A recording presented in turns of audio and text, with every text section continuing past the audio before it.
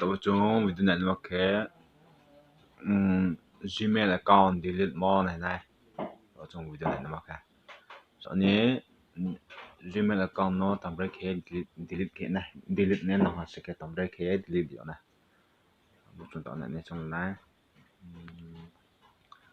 counter bo Chrome một hai này counter rồi Chrome một hai á Chrome hai á Sandbox số hai á gmail.com kia tại vì này gmail.com cái tại cái này gmail.com cái tại cái kia rồi hấp này rồi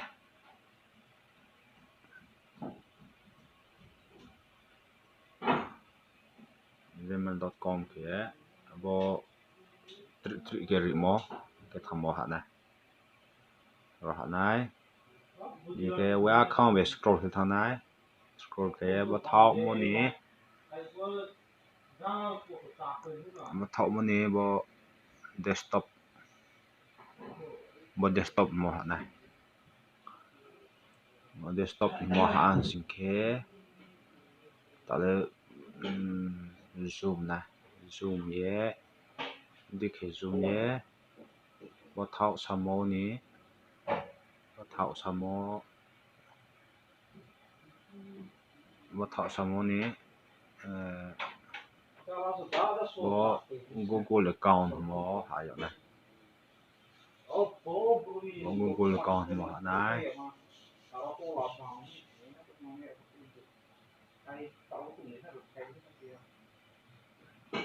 bộ Google account mô hạt cái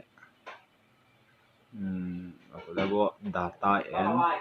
personalization mô hạt này rồi hạt cái yang không về scroll cái thằng này yang không về scroll cái thằng này ok rồi hạt này bộ delete service or your account mô hạt này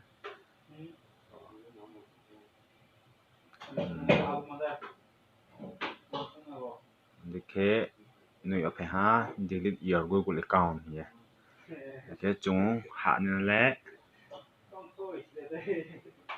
rồi hay này delete your account mô